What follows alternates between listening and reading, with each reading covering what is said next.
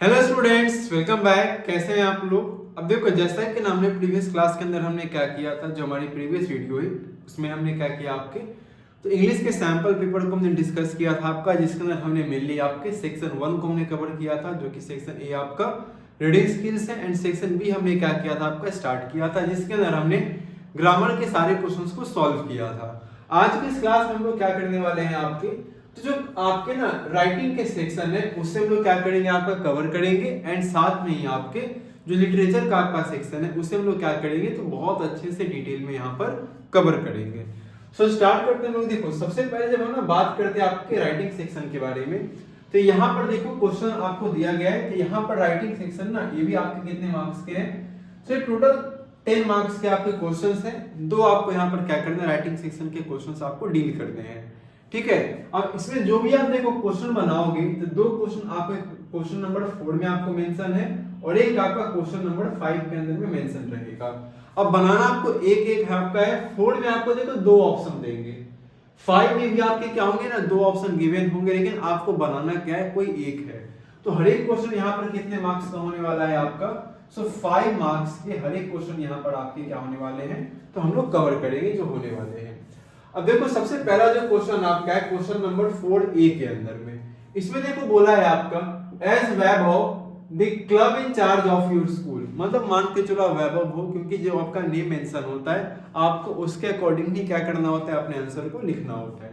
तो यहाँ पर देखो बोला गया कि वैभव आप हो, है ना, क्लब इन चार्ज ऑफ अपने स्कूल के इकोलॉजी क्लब के, you strongly believe in the importance of starting eco clubs in schools in the rural areas surrounding your city to promote the preservation and conservation of nature। मतलब simply आप ना importance जानते हो, किस चीज की importance आप जानते हो, कि अगर हम ना इको क्लब्स क्या करते हैं, स्टार्ट करते हैं आपके मेनली कहां पर, आपके रूरल एरियाज के अंदर में, जो कि सराउंड हमारे सिटी के आसपास में है, तो उससे कहीं ना कहीं क्या होगा, जो हमारे नेचर है, तो हमारे नेचर का क्या हो जाएगा सर, प्रिजर्वेशन भी हो पाएगा, और नेचर का क्या है ना, कंजर्वेशन भी हो पाएगा। अब इसी के बेस पर आपको क्या लिखने हैं, so write a letter to the education secretary of your school. अब देखो, आपके ना स्कूल के जो एजुकेशन सेक्रेटरी हैं उन्हें आपको क्या करना है, तो लेटर लिखना है। कितने वर्ड्स में, so in about 120 words highlighting the significance of ecological awareness, जिसमें आपको देखो नॉर्मली क्या करना है, इकोलॉजिकल जो अवेयरनेस है उसका सिग्निफिकेंस क्या है उसको आपको बताने हैं, and suggesting the needs to establish eco clubs in this school, और आपको साथ में ना इंपॉर्टेंस भी बताने हैं कि हम अगर स्कूल खोलते हैं तो क्यों जरूरी आपका है इको, आपके क्या, तो क्यों आपके ना इको क्लब्स स्कूल में खोलने जरूरी है। ये दो की फीचर्स आपको इन्हीं के बेस पर आपको क्या लिखना है, अपने लेटर को राइट करना है।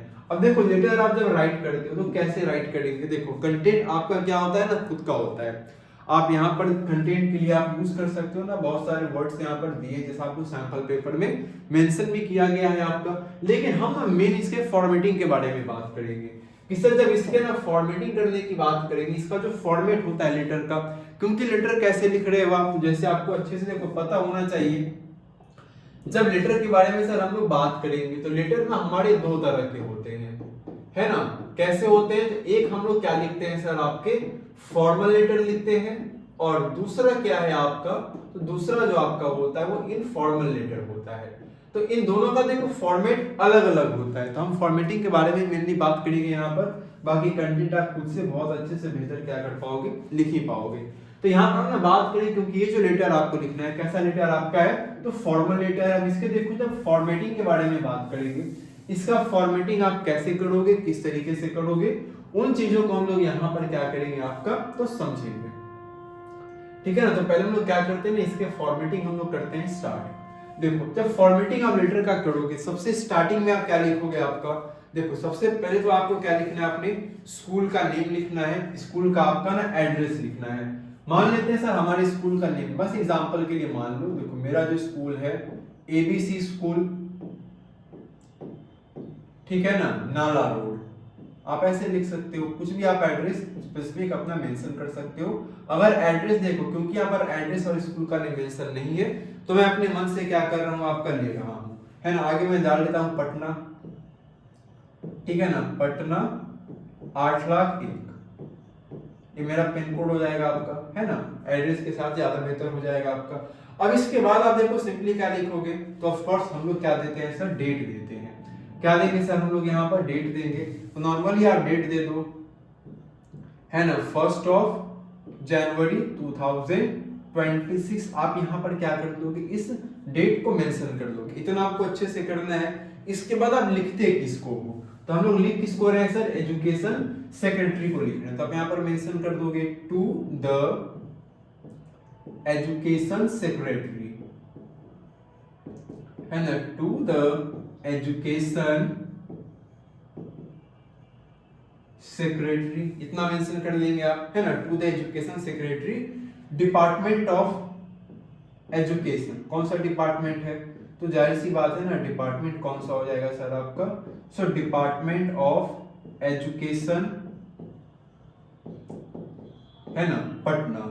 ये आपका फॉर्मेट हो जाएगा आपका। जो स्टार्टिंग में आप कहां पर लिखते हो, जब आप लेटर लिखते हो अपने, तो बिल्कुल अपने राइट लेफ्ट साइड में कहां पर, ऊपर की तरफ, यहां पर आप इसको क्या करोगे, मेंशन करोगे। इसके बाद इसके नीचे ठीक, क्योंकि देखो यहाँ पर स्पेस नहीं है, तो मैं इसको ना अलग से थोड़ा आपको बता दूं, ऊपर में लिख के मैं बता दे रहा हूं, हालांकि आप इसके नीचे में लिखोगे। आप यहाँ पर क्या ऐड करोगे, तो सब्जेक्ट ऐड करोगे। जो आप स्पेसिफिक लेटर लिख रहे हो यहाँ पर ना, वो लेटर का सब्जेक्ट क्या है आपका, सब्जेक्ट सिंपल आपका है, क्या है, request to introduce eco clubs. क्या है आपका, रिक्वेस्ट टू, है ना, request to introduce eco clubs, है ना। आप रिक्वेस्ट कर रहे हो किसी के लिए इंट्रोड्यूस किया जाए आपका क्या, eco clubs in rural schools, है ना, कहां पर आपके, इन रूरल स्कूल्स। क्लियर है यहाँ पर। इसके बाद आप ठीक इसके नीचे में क्या लिख लोगे, रिस्पेक्टेड, है ना, सर मैम जो भी होंगे आपके, है ना, रिस्पेक्टेड सर मैम जो भी होगा आप वहां पर मेंशन कर दोगे। ये आपका फॉर्मेट रहेगा स्टार्टिंग पॉइंट में। इसके बाद आप क्या लिखोगे, तो कुछ पॉइंट्स आपके ना इसकी इकोलॉजिकल अवेयरनेस की इंपॉर्टेंस को बताते हुए, है ना, कुछ आइडियाज आप सजेस्ट कर सकते हो क्यों इंपॉर्टेंट आपका इको क्लब से स्टार्ट करना रूरल स्कूल्स के अंदर में। तो उसके बेस पर अपना कंटेंट आप क्या कर लोगे, लिख लोगे। एंड आफ्टर जब आपके क्या होंगे ना, कंटेंट लिख लोगे आप अपने अंडरस्टैंडिंग के बेस पर, देन लास्टली आप क्या लिखोगे, है ना, लेटर जब आपका खत्म हो जाएगा उसके ठीक राइट साइड में ना, अलग से इस साइड में ना, राइट साइड में आप यहाँ पर क्या लिखोगे, जो लास्ट एक दो इंपॉर्टेंट जो पॉइंट्स होते हैं, जिसके बाद आप क्या करते हो, लेटर को अपने एंड करते हो, वहां पर आप क्या कर लोगे, मेंशन कर लोगे। क्या लिख लोगे, थैंक यू मेंशन करोगे, है ना, थैंक यू, है ना, योर सिंसियरली, है ना, क्या नाम आपका मेंशन किया गया है, तो योर सिंसियरली आपका वैभव, है ना, योर सिंसियरली वैभव। या आप इतना क्या कर लोगे, मेंशन कर लोगे काफी अच्छे से। और कुछ अगर आप किसी पोस्ट पर, ऑफ कोर्स यहाँ पर आप लिख लोगे क्लब इन चार्ज, है ना, क्या लिख लोगे आपका, क्लब इन चार्ज, है ना, क्या लिख लेंगे सर, क्लब इन चार्ज। और जो स्कूल का नेम है हमारा, जो हमने मेंशन किया था, club in charge ABC school, है ना, क्या हो जाएगा आपका, क्लब इंचार्ज एबीसी स्कूल। तो फॉर्मेटिंग है जो हर किसी का ऑलमोस्ट सेम रहेगा आपका, ठीक है। बाकी जो एड्रेस आपका अपना अलग अलग हो सकता है, आपका इमेजिनरी आप या अपना खुद का भी आप दे सकते हो। बाकी जो फॉर्मेटिंग रहेगा तो यही रहेगा। और जो कंटेंट आपके है वो कंटेंट ऑफ कोर्स आपको क्या लिखना है, खुद से लिखना है। तो आप कितना तक दे सकते हो, इसी का क्या रहेगा, आपका फॉर्मेटिंग रहेगा। तो या तो आप देखो ये वाला बना लो, या फिर अगर ये नहीं आप बनाते हो तो एक दूसरा भी आपको क्या दिया गया है, ऑप्शन दिया गया है। और इसमें देखो क्या बोला है, इसमें देखो सिंपली बोला जा रहा है आपका, as Smitha the vice head girl of Vidya Mandir, you are aware of the increasing prevalence of cyber attacks and unauthorized exploitation of systems, networks and technologies affecting individuals across all demographics.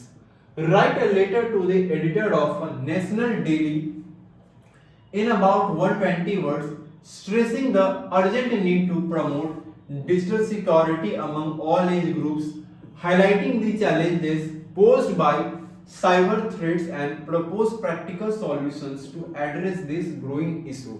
अभी देखो काफी अच्छा बहुत इंपॉर्टेंट ये पॉइंट टॉपिक भी आपका है जिसपे आपको देखो लेटर लिखना है। अब यहाँ पर देखो नेम मेंशन भी है, नेम भी मेंशन है, पोस्ट आपका मेंशन और स्कूल का नेम भी क्या है आपका मेंशन है। एड्रेस नहीं मेंशन है तो एड्रेस आपको जो ठीक लगे एड्रेस आप क्या कर सकते हो खुद के लिए मेंशन कर सकते। इसमें आपको कहीं पर क्या करना है तो डाउट नहीं रखना है। बाकी फॉर्मेटिंग मैं यहाँ पर आपको बता दूंगा और जब यहाँ पर हम लोग क्या करें कंटेंट के बारे में बात करेंगे हम उसके ना ब्रीफ आइडिया देख लेते हैं। देखो सिंपली यहाँ पर आपको फोकस किस पे करना है सर, फोकस हमें यहाँ पर करना है जो टॉपिक में हमारा है साइबर अटैक्स को लेकर के। जैसा आपको पता है साइबर अटैक्स काफी ज्यादा क्या हो रहा है आपका चलन में है, पॉपुलर काफी ज्यादा है आपका। इसमें मेनली क्या करते हैं अनऑथराइज्ड एक्सप्लॉयटेशन, आपको कोई सिस्टम क्या कर लेता है बिना आपके परमिशन वगैरह के, है ना। इससे कहीं ना कहीं क्या होता है और ये हर जगह पर है। तो इन्हीं चीजों को लेकर के आपको क्या लिखना है, लेटर लिखना है। लेटर किसको लिखना है तो नेशनल डेली के एडिटर को आपको क्या करना है लेटर लिखना है अबाउट 120 वर्ड्स में, जहां पर आपको मेनली फोकस किस पे करना है। तो एक ना हमें बहुत ही अर्जेंट नीड है कि हम लोग क्या कर सके सर, जो साइबर या डिजिटल सिक्योरिटी है, साइबर सिक्योरिटी है, इसको ना किस तरह से प्रमोट किया जा सके, लोगों को इसके बारे में ना किस तरीके से हम क्या कर सकते हैं अवेयर कर सकते हैं अलग अलग एज ग्रुप्स के बीच में, और क्या चैलेंजेस फेस करने पड़ते हैं अगर साइबर थ्रेट्स को लेकर के क्या क्या चैलेंजेस लोगों को फेस करने पड़ते हैं और प्रैक्टिकल सॉल्यूशन इसका क्या निकल कर आएगा। उन सभी चीजों को कंटेंट में आपको क्या करना है यूज करना है अबाउट 120 वर्ड्स के अंदर में, ठीक है।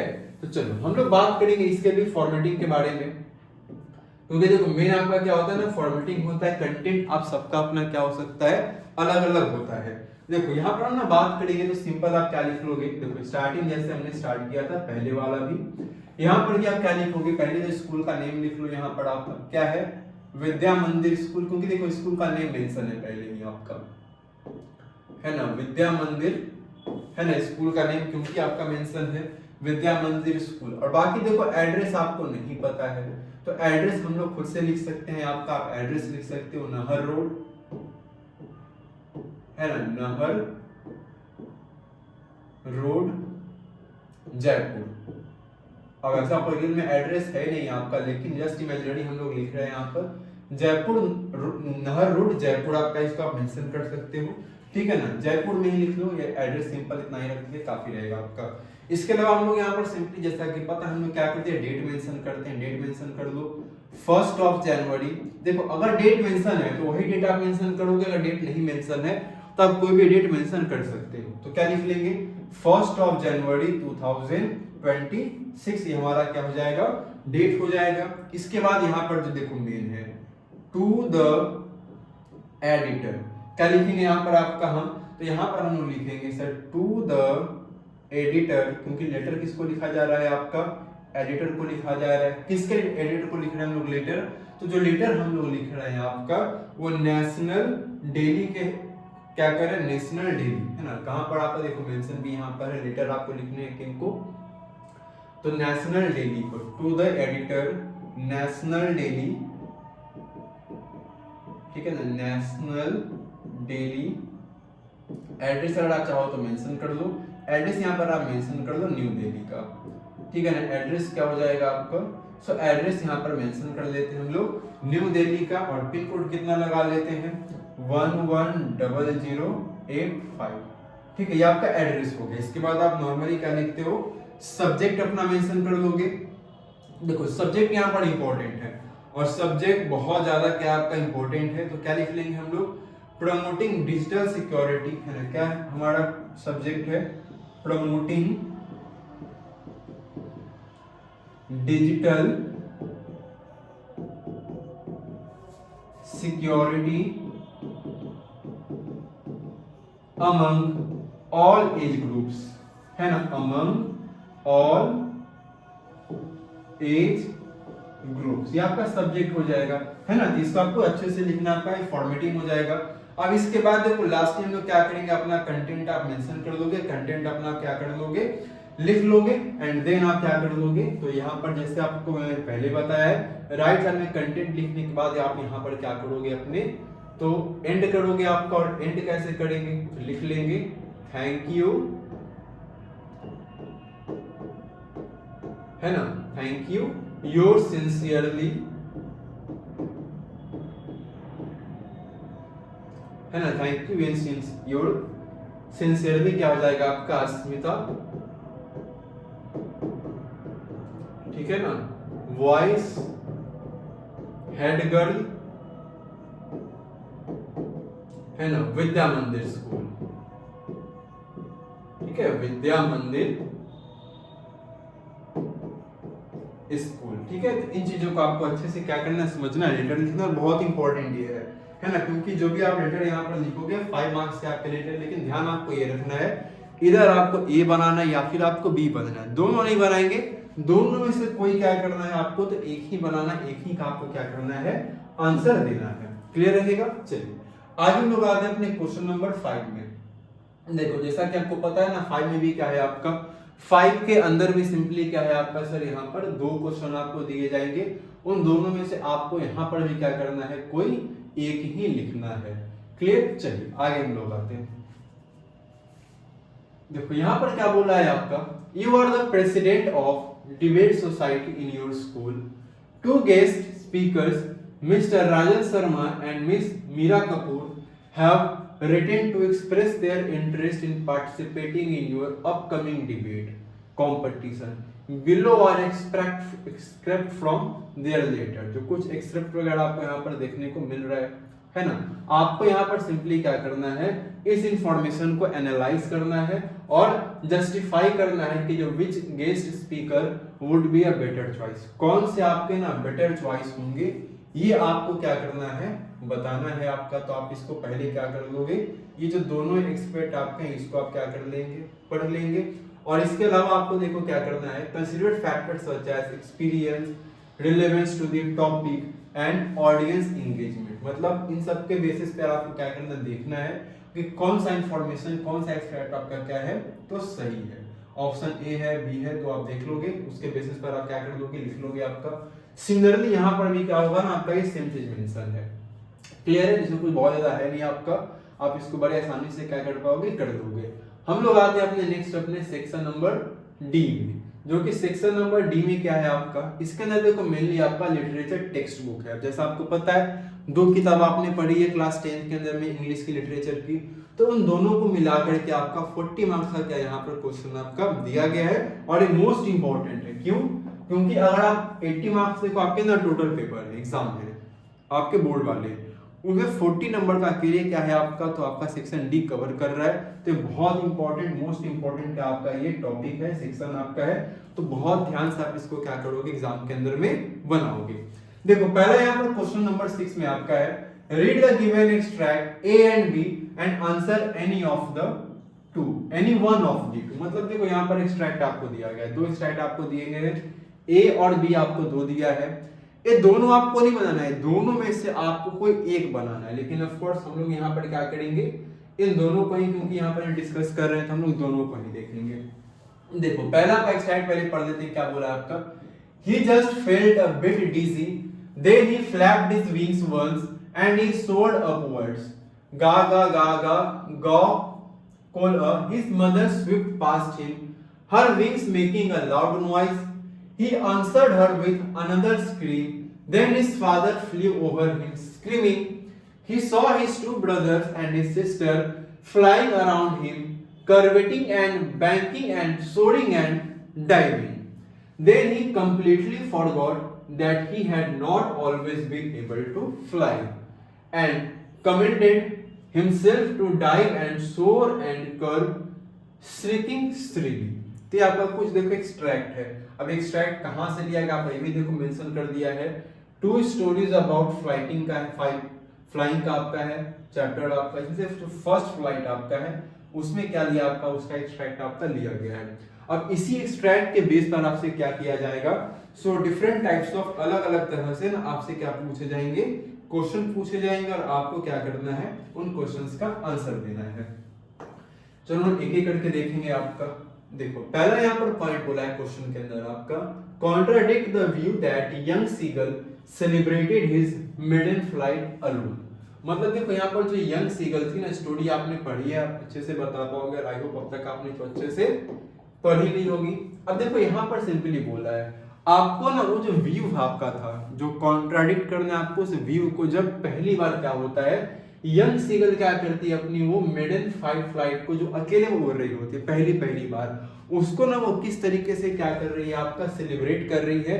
तो उस व्यू को आपको क्या करना है, कॉन्ट्राडिक्ट करना है। तो कैसे करेंगे सर, बहुत ही सिंपल है। The young seagull did not celebrate his maiden flight alone। मतलब जो यंग सीगल है वो अपनी मेडन फ्लाइट को अलोन क्या करती है, सेलिब्रेट नहीं करती है। His mother and father encouraged him by flying past him and promoting him। क्यों, देखो क्योंकि उसके जो मदर थे, उसके जो फादर थे, उसको इंकरेज करते हैं फ्लाई करने के लिए एंड उसको प्रॉम्प्टिंग भी करते हैं। एडिशनली हिज सिबलिंग्स वर फ्लाइंग अराउंड हिम। और आगे चल के हमें देखने को मिलता है कि उसके जो सिबलिंग्स हैं, उसके जो भाई बहन होते हैं, वो भी उसके अराउंड में क्या कर रहे होते हैं, वहां पर फ्लाई कर रहे होते हैं। फर्दर मोटिवेटिंग हिम, और ऑफ कोर्स उसको क्या करते हैं, यंग सीगल को मोटिवेट भी कर रहे होते हैं। The collective presence of his family made the victory a shared experience rather than a solitary one। और ये जो कलेक्टिव प्रेजेंस है, ये जो कलेक्टिव प्रेजेंस उसकी फैमिली का आपको देखने को मिलता है, उससे हमें पता चलता है कि जो विक्ट्री आपका है ये शेयर किया जा रहा है, उस अपने फैमिली के साथ में क्या कर रहे हैं, शेयर कर रहे हैं, ना कि वो अकेले सेलिब्रेट कर रही है। तो इसका ये क्या हो जाएगा, आपका आंसर है। चलो आगे लोग आते हैं अपने क्वेश्चन नंबर 2 में। देखो यहाँ पर बोला है which of the following statements best explains the young seagull's experience as he starts flying। मतलब वो उड़ना शुरू करती है आपकी ना यंग सीगल, तो क्या चीजें हैं जो उसके क्या करते हैं, तो कौन सा स्टेटमेंट है जो बेस्ट उसके बारे में क्या करता है, बताता है उसके एक्सपीरियंस को। देखो पहला ऑप्शन आपका है the young seagull immediately mastered flying and was no longer afraid. ये तो गलत है ना। तो ऑफ कोर्स सही आंसर क्या हो जाएगा आपका, ऑप्शन बी हो जाएगा आपका।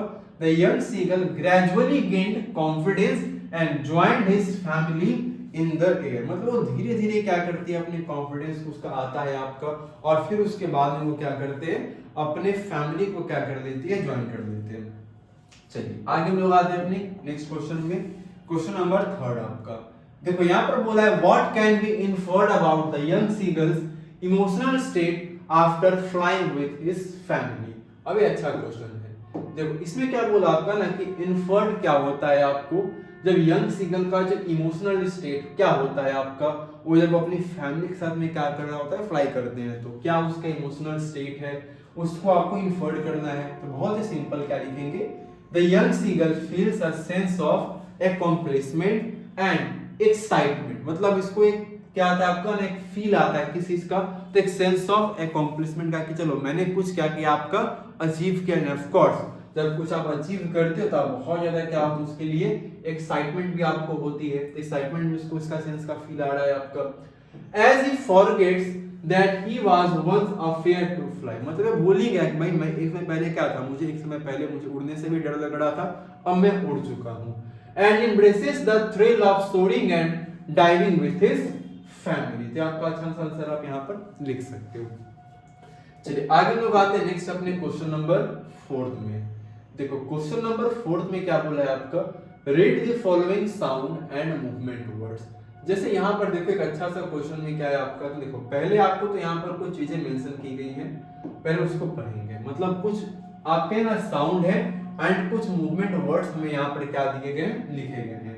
जैसे पहला देखो फ्लैप्ड है, श्रीकिंग है, आपका सूप्ड है, सोअर्ड है एंड आपका स्क्रीमिंग है। तो इसमें से देखो कुछ वर्ड आपके साउंड वाले हैं, कुछ वर्ड आपके ना मूवमेंट वाले हैं। आपको क्या करना है, select the option that correctly categorised 1 to 5। मतलब 1 to 5 में जो करेक्टली कैटेगराइज्ड कौन सा किया गया है ना। साउंड वाले वर्ड्स आपके कौन से हैं एंड मूवमेंट वाले वर्ड्स जो हैं वो आपके कौन से हैं। देखो इसमें अगर ना हम लोग बात करेंगे सर साउंड वाले वर्ड कौन से हैं, मूवमेंट वाले वर्ड कौन से हैं, देखो बड़ा सिंपल है, पहले यहीं पर देख लिया जाए। देखो अगर ना हम लोग बात करेंगे फ्लैप्ड के बारे में, तो फ्लैप्ड क्या है सर, ये मूवमेंट को शो करता है ना। फ्लैप्ड क्या है आपका, तो फ्लैप्ड जो आपके ना मूवमेंट को शो कर रहा है। श्रिकिंग के बारे में अगर हम लोग बात करेंगे, श्रिकिंग किसको शो करता है आपका, ये साउंड वर्ड आपका है ना। इसके अलावा हम लोग बात करेंगे सूप्ड के बारे में, तो ये क्या है आपका, ये भी आपका एक मूवमेंट वर्ड है ना। कैसा वर्ड आपका है, मूवमेंट वाला वर्ड आपका है। बाकी सोवर्ड के बारे में हम लोग बात करेंगे, तो सोवर्ड नॉर्मली क्या है आपका, जब सोवर्ड के बारे में आप बात करते हो तो सोवर्ड भी क्या है आपका, एक मूवमेंट वर्ड है ना, मूवमेंट वाला वर्ड आपका है। और जब बात करेंगे लास्टली स्क्रीमिंग के बारे में, तो ये भी क्या है आपका, एक साउंड वर्ड है। अब हमें देखना है क्या, देखो साउंड वाला कैटेगरी दिया है, तो साउंड में देखो कौन कौन से आ रहे हैं। साउंड में हमारा सेकंड आ रहा है, एंड साउंड के अंदर हमारा 5 आ रहा है। देखेंगे सर, सेकंड ए नहीं होगा आपका, 4 है, ये भी नहीं होगा, ये तो सिंगल दिया है, तो ऑप्शन हमारा सी क्या हो जाएगा यहाँ पर आपका, करेक्ट हो जाएगा। ठीक है, तो आपका इसमें क्लियरली आंसर यहाँ पर हो जाएगा। ये था आपका ए सेक्शन, ये वाला पॉइंट था आपका। अब इसमें देखो, जैसे मैंने आपको बोला है, आपके ऑप्शंस दिए हैं, आपको दोनों में से कोई एक बनाना है। तो यहाँ पर आपको देखना है इसका सही आंसर क्या है। पहले एक्सट्रैक्ट हम लोग क्या कर लेते हैं, पढ़ लेते हैं। देखो बोला है आपका, historian you have not heard about the Martian invasion of 2014, what do they teach children nowadays?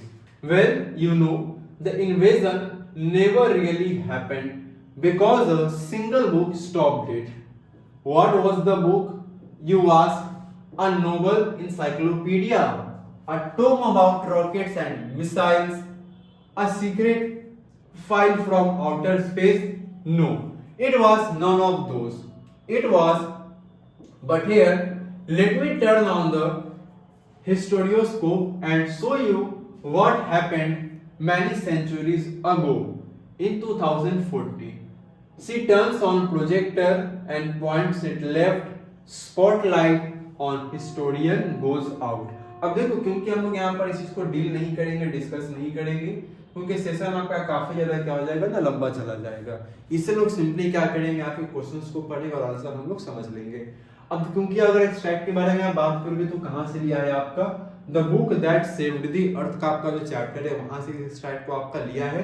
और इसके बेस पर हमें ये क्या देखने हैं, तो अलग अलग क्वेश्चन जो आपको दिए गए हैं, उससे हम लोग क्या करेंगे, यहाँ पर आपका कवर करेंगे। देखो पहला क्वेश्चन बोला है आपका, what does the pause indicated by dash in the line, it was but here. देखो इट वाज बट हियर एक जगह पर आपको देखने को मिला है। जो पॉज आपका है, ये जो पॉज आपका है ना, ये हिस्टोरियोस्कोप को क्या शो करता है, कैसे कन्वे करता है आपका। तो यहाँ पर अलग अलग आपको क्या दिए, स्टेटमेंट दिए हैं, उसको पहले हम लोग पढ़ेंगे एंड ऑप्शंस के बेस पर उसका क्या करेंगे, करेक्ट हम लोग आंसर देंगे। देखो पहला ऑप्शन बोला है आपका, अ sense of impatience and frustration. दूसरा आपका है अ पॉइंट ऑफ सस्पेंस। दूसरा क्या है हमारा, दूसरा बोला है आपका a point of suspense and anticipation हो जाएगा आपका। ठीक है ना। आगे देखो बोला है आपका a moment of confusion and hesitation. Fourth आपका है अ सडन शिफ्ट टू, ठीक है ना, लाइट, ठीक है, sudden shift to light heartedness. And fifth आपका है a reflective moment of deep thought.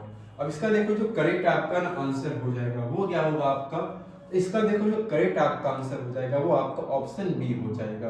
यानी कि यहाँ पर जो पॉज आपका है सिंपली किसको शो कर रहा है आपका, तो एक point of suspense and anticipation को क्या करता है आपका, शो करता है।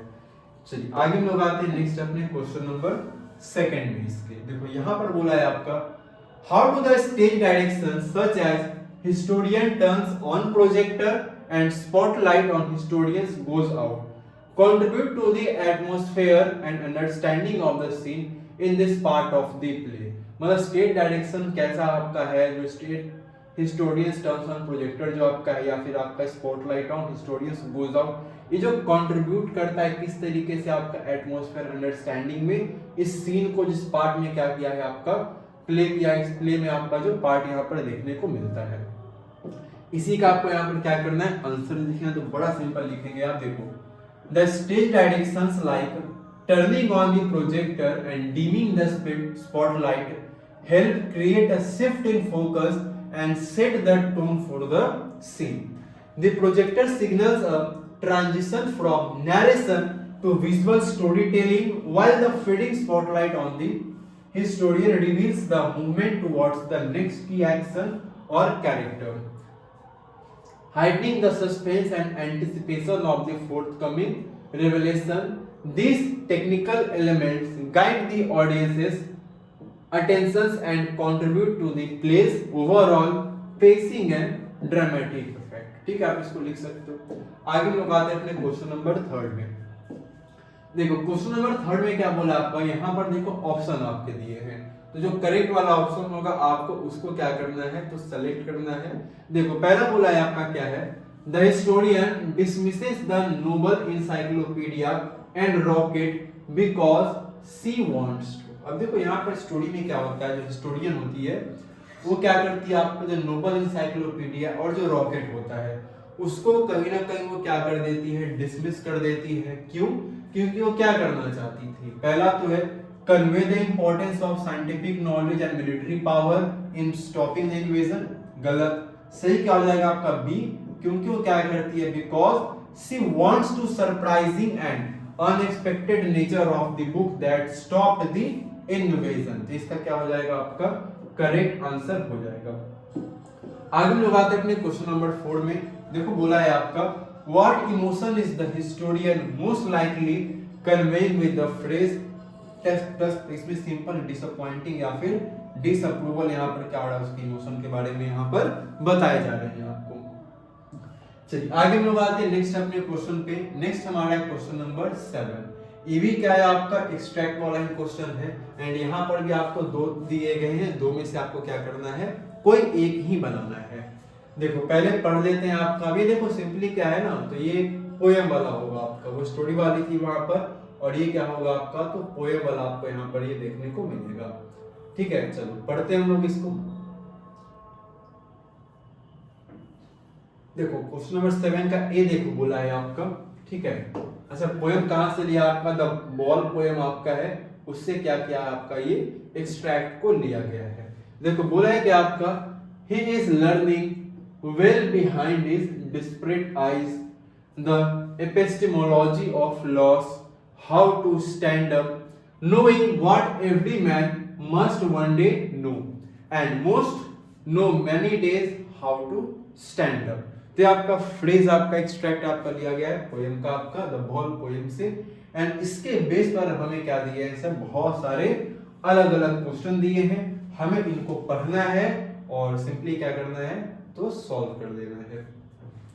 देखो सबसे पहला हमारा क्वेश्चन यहाँ पर है, ठीक है ना। क्वेश्चन देखो बोला है आपका what emotions are most appropriately conveyed by the phrase desperate eyes and epistemology of loss. मतलब देखो यहाँ पर दो फ्रेज हमने देखा आपके एक्सट्रैक्ट के अंदर में। पहला फ्रेज क्या था आपका, डिस्परेट आईज था, और दूसरा क्या था आपका, तो एपिस्टेमोलॉजी ऑफ लॉस। ठीक है, अब इसमें कुछ ऑप्शंस दिए हैं, जैसे आपका डिस्पेयर है, एंगर है, फ्रस्ट्रेशन आपका है, कंफ्यूजन और हेल्पलेस है। तो करेक्ट वन, आप करेक्ट ऑप्शन को आपको क्या करना है, सेलेक्ट करना है, जो कि आपके डिस्परेट आईज और एपिस्टेमोलॉजी ऑफ लॉस को क्या कर रहे हैं, यहाँ पर बता रहे हैं। इसको आपको यहाँ पर क्या करना है, तो बताना है। देखो इसके अगर हम ना बारे में बात करेंगे सर कौन कौन से वर्ड बता रहे हैं, देखो ये ऑप्शन बी यहाँ पर हो जाएगा आपका। इसमें मेनली आपके डिस्पेयर, कंफ्यूजन एंड हेल्पलेस, इसको क्या कर रही है, आपके दोनों चीजें शो कर रहे हैं। तो ऑप्शन यहाँ पर क्या हो जाएगा आपका करेक्ट, इसका बी हो जाएगा। चलिए आगे लोग आते हैं क्वेश्चन नंबर 2 में। देखो सेकंड नंबर बोला जा रहा है आपका what does the phrase how to stand up suggest about the boy's emotional growth. अब देखो यहाँ पर फ्रेज यहाँ पे लिया आपका हाउ टू स्टैंड अप। ये जो फ्रेज आपका है ना, ये बॉय का जो इमोशनल ग्रोथ है उसको कैसे सजेस्ट कर रहा है आपका, है ना। सजेस्ट कैसे कर रहा है आपका, सजेस्ट क्या सजेस्ट कर रहा है, उसको आपको क्या करना है, बताना है। देखो आंसर हमारा लिखा यहाँ पर है the phrase how to stand up suggest that the boy is learning to confront and cope with the emotion impact of loss.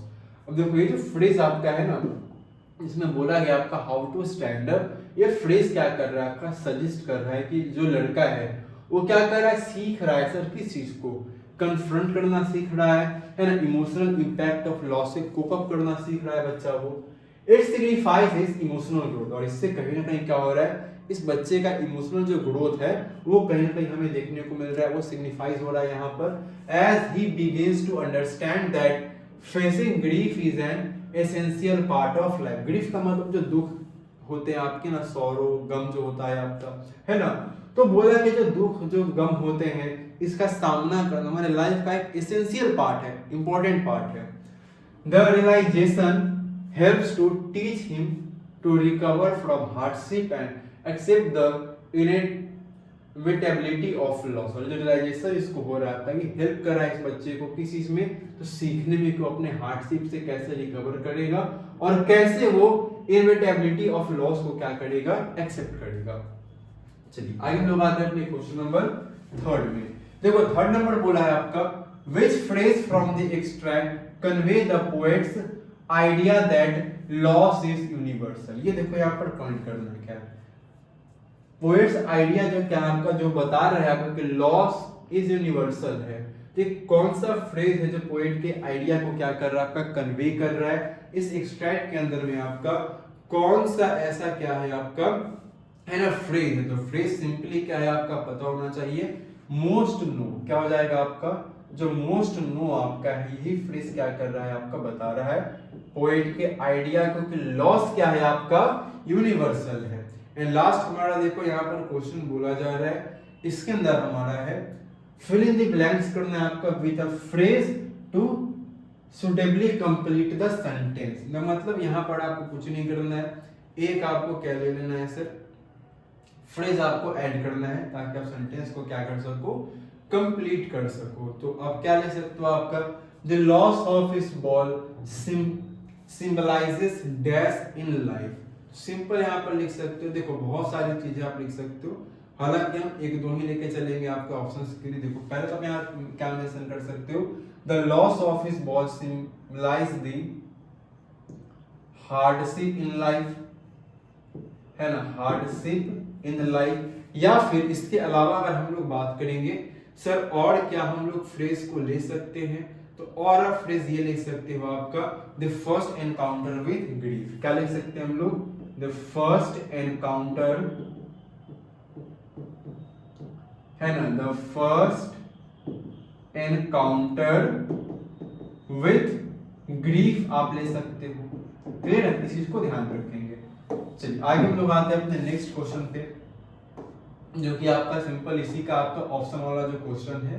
देखो इसमें पहले फ्रेज हम लोग एक्सट्रैक्ट क्या कर लेते हैं, पढ़ लेते हैं। और एक्सट्रैक्ट आपका कहां से लिया गया, कौन से पोएम से लिया है आपका, so how to tell wild animals, है ना, how to tell wild animals से आपका एक्सट्रैक्ट लिया गया है।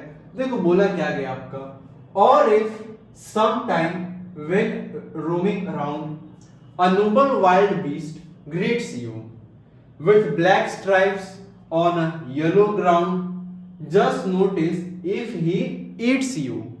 The simple rule may help you learn the Bengal tiger to discern। ठीक है, ये आपका एक्सट्रैक्ट हो गया। अब इसके बेस पर अलग अलग क्वेश्चन हमें दिए जाएंगे, हम इन्हें क्या करेंगे आपका, तो एक एक करके यहाँ पर पढ़ेंगे। देखो पहला क्वेश्चन आपका बोला है, what does the poet imply by referring to the Bengal tiger as a noble wild beast. मतलब सिंपली पोएट क्या बताना चाहते हैं आपको, जब वो बंगाल टाइगर को क्या कर रहे हैं आपके नोबल बीस्ट से क्या करते हैं सर, रिफर करते हैं, तो क्या बताना चाहते हैं। पहला देखो ऑप्शन है, the tiger is majestic and dignified despite its ferocity. दूसरा आपका है, the tiger is kind and considerate towards humans। तीसरा आपका है, the tiger has a royal lineage and should be revered। and last आपका है, the tiger is a symbol of fear and destruction। आपको ध्यान देना है कि नोबल वाइल्ड बीस्ट कहने का मतलब यहाँ पर जो चीज से सिग्निफाई किया जा रहा है टाइगर को, क्या बोला जा रहा है आपका, कि टाइगर क्या आपका मैजेस्टिक है and dignified despite its ferocity. यानी कि आपका ऑप्शन ए यहाँ पर क्या हो जाएगा, बिल्कुल करेक्ट आंसर आपका होने वाला है।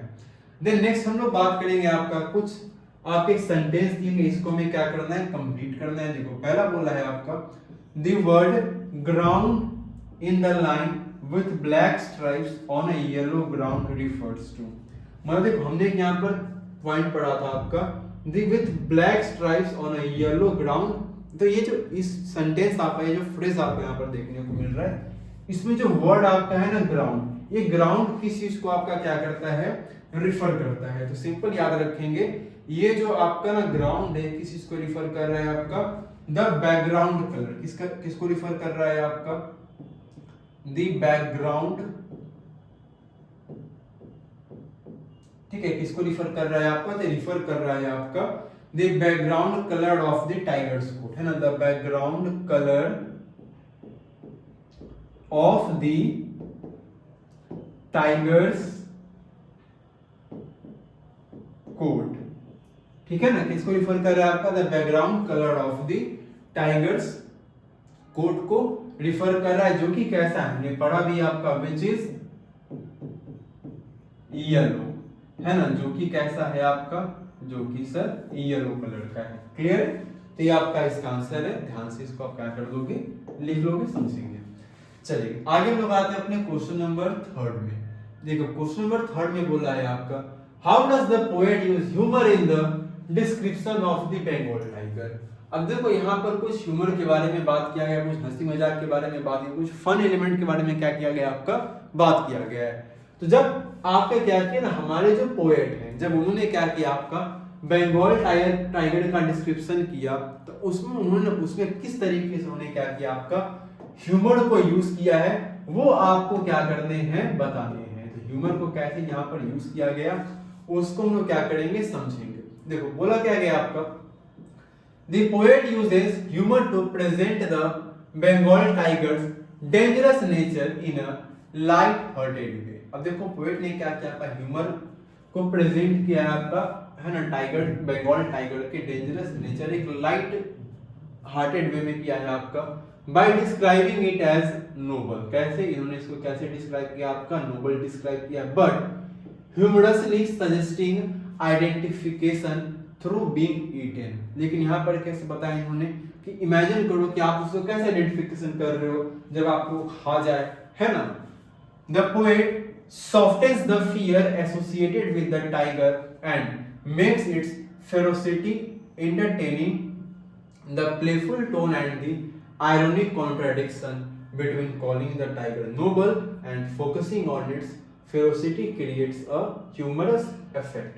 अब देखो सिंपल बोला है कि आपका देखो पोएट जो सॉफ्टन किया आपके फियर को, जो कि टाइगर से एसोसिएटेड आपका है, और उन्होंने क्या किया उसके फेरोसिटी को एंटरटेनिंग किया है आपका, प्लेफुल टोन और आइकॉनिक कॉन्ट्रडिक्शन जो हमें देखने को मिलता है टाइगर को नोबल कहने में एंड फोकस करने में किसी चीज को, उसके फेरोसिटी को, जो कि क्या करता है ह्यूमरस इफेक्ट को क्रिएट करता है, making the tiger's dangerous nature seem amusing rather than frightening. और इससे कहीं ना कहीं हमें देखने को मिलता है तो टाइगर का जो डेंजरस नेचर है वो हमें कैसा देखने को मिलता है, अम्यूजिंग देखने को मिल रहा है, ना कि आपका वो फ्राइटनिंग है।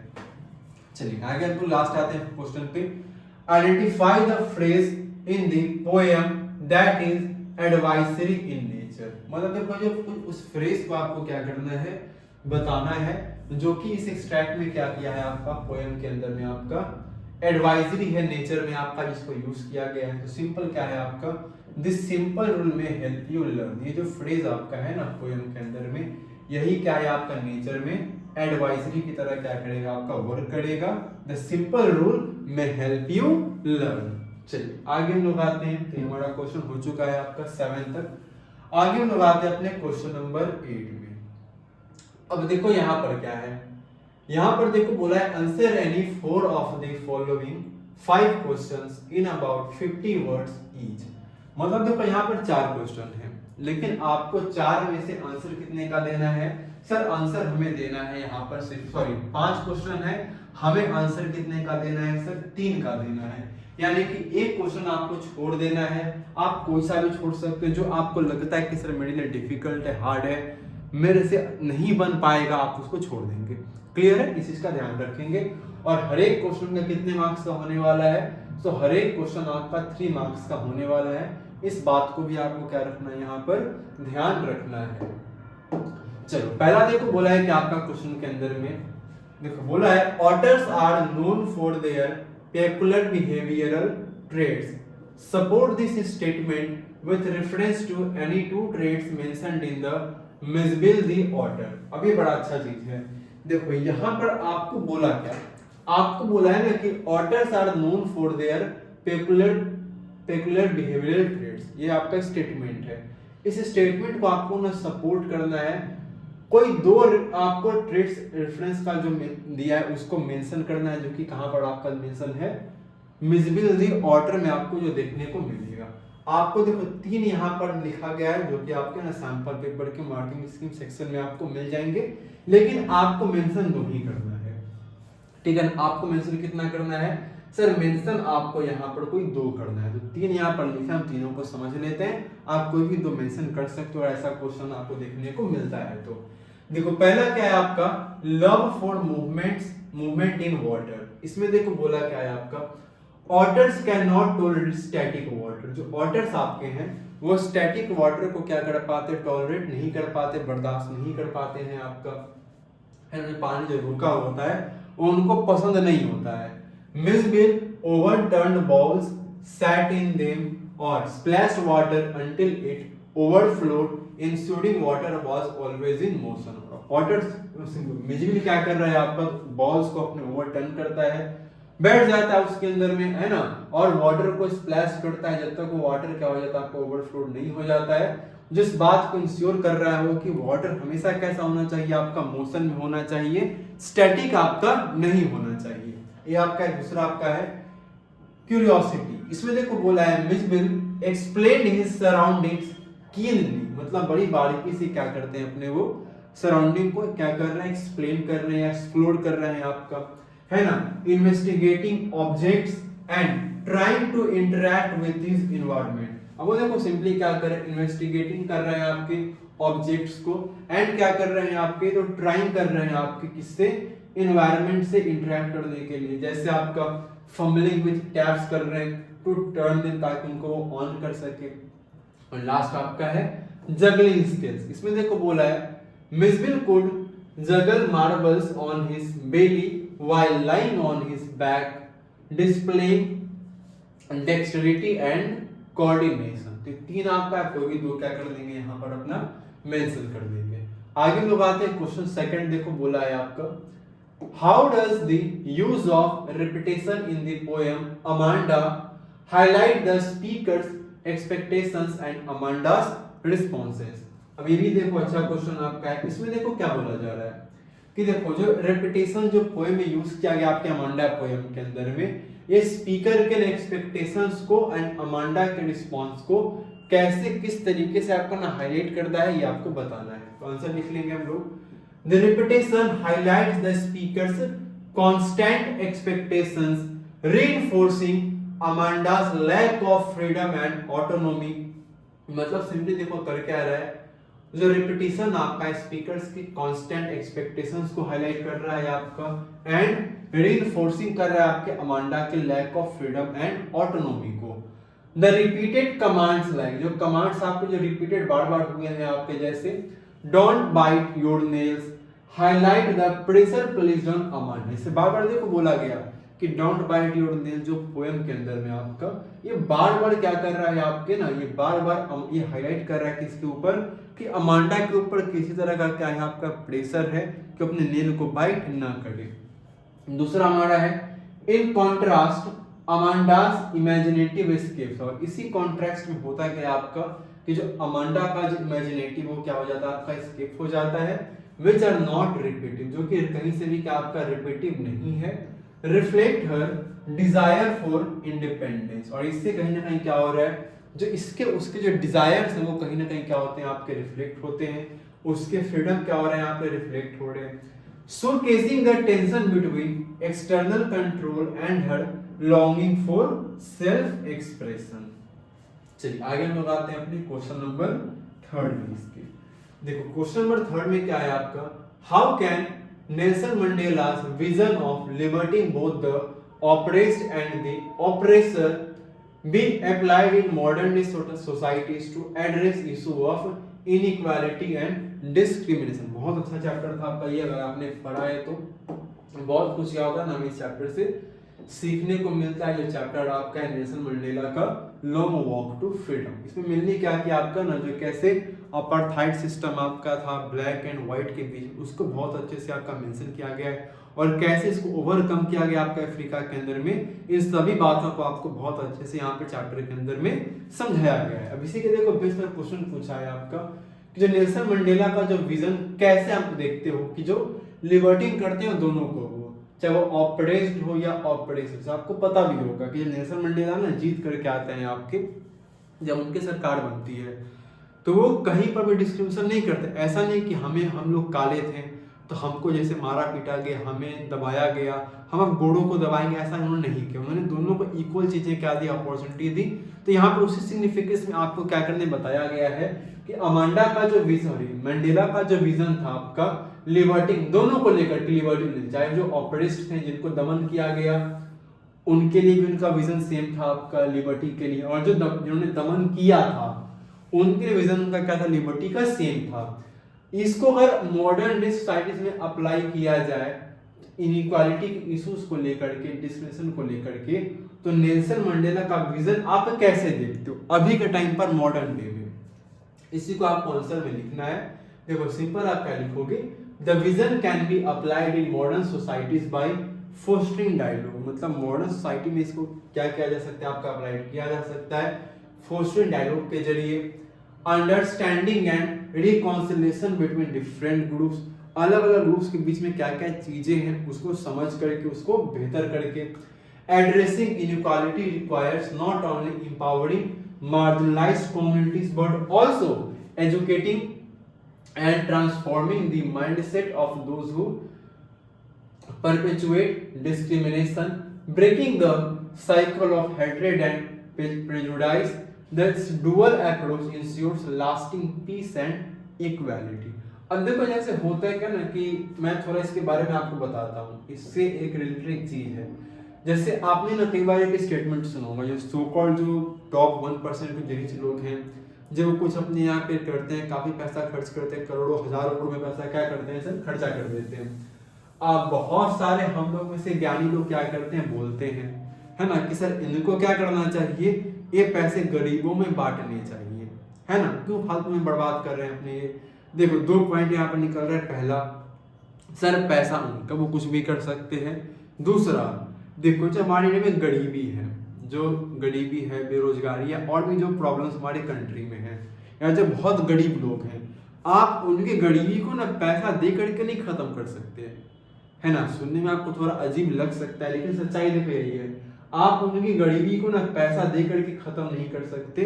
अगर आपको उनकी गरीबी को खत्म करना है तो आपको क्या करना पड़ेगा, सर उनको एजुकेट करना पड़ेगा, है ना, उनको क्या करना पड़ेगा, एजुकेट करना पड़ेगा, उनको एम्प्लॉयमेंट देने पड़ेंगे, उनकी गरीबी ना तब खत्म होगी। पैसा आप कितना ही दे दोगे, है ना, और कितनों को दोगे, ठीक है, 1-2 की बात तो होती फिर भी दे दे भाई, कितनों को दोगे, गरीबी कितनी इंडिया में है। तो यहाँ पर वही चीज है, आपको उसी से रिलेटेड आपका चीज वहां पर बोला गया है, जो इनइक्वालिटी है इसको आपको एम्पावर करना पड़ेगा। क्या है, जो बहुत ही मार्जिनलाइज्ड कम्युनिटी है उनको तो हमको कैसे करेंगे, सर उनको एजुकेट करना पड़ेगा। एंड जो माइंडसेट बन चुका है आपका ना कि बहुत ही पिछड़ा लोग है, ये है, या कोई निम्न जाति के लोग हैं, ये दिमाग हमें अपनी बातें हमें अपने दिमाग से क्या करनी पड़ेगी, खत्म करनी पड़ेगी। जो डिस्क्रिमिनेशन होता है ना अलग अलग रीजन के बेस पर, कास्ट के बेस पर, कल्चर के बेस पर, इन चीजों को हमें क्या करना पड़ेगा, खत्म करना पड़ेगा। देखिए ना क्या बोलते हैं, स्टीरियोटाइप जो क्रिएट हो चुका है, हमें उस स्टीरियोटाइप को कहीं ना कहीं क्या करना पड़ेगा, खत्म करना पड़ेगा, तभी जाके क्या हो पाएगा आपका, तो पीस और इक्वालिटी आपका कंट्री में देखने को मिल पाएगा। चलिए आगे हम बात है अपने क्वेश्चन नंबर 4 में।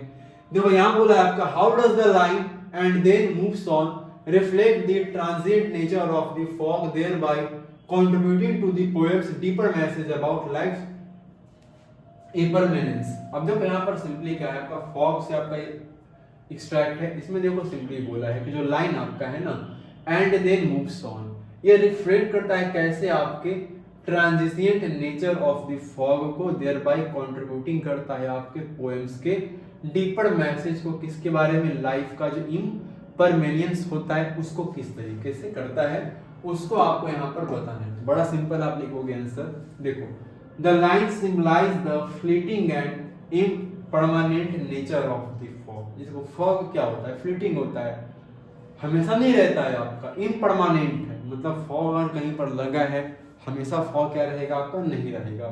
Paralleling the ट्रांजिशेंट movement in life. उसी तरह से आपकी लाइफ में कुछ चीजें आती हैं, वो परमानेंट नहीं हो। जिससे अगर आपकी लाइफ में हैप्पी मोमेंट है, वो हैप्पी मोमेंट का परमानेंट नहीं है, वो इम्परमानेंट है, थोड़े समय के लिए है। अगर दुख है, तकलीफ है, थोड़े समय के लिए है, एक समय के बाद वो क्या हो जाएंगे, चीजें आपकी खत्म हो जाएंगी। Just as the fog quietly arrives, lingers briefly and disappears, and so too do many moments in life that come and go without warning, often leaving a lasting impression or a sense of reflecting. The imagery reinforces the poem's theme. Like fog, many experiences are temporary, quietly arriving and departing without notice. मतलब बहुत सारे moment में life में ऐसे हैं जो बिना बताए आते हैं चले जाते हैं, है ना।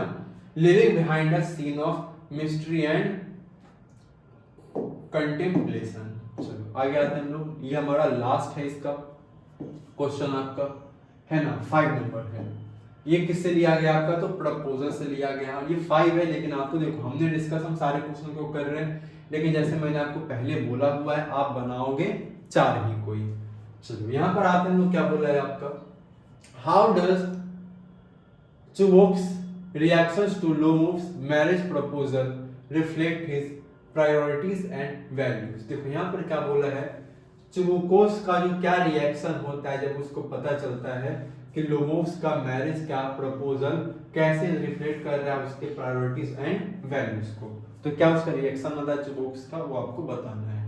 देखो सिंपल है, Chubukos reaction to Lomov's marriage proposal reflect his opportunistic and materialistic priorities। मतलब सिंपली रिफ्लेक्ट कर रहा है किसके, आपके, तो उसके opportunistic and क्या है आपका, तो materialistic और priorities को क्या कर रहा है, रिफ्लेक्ट कर रहा है।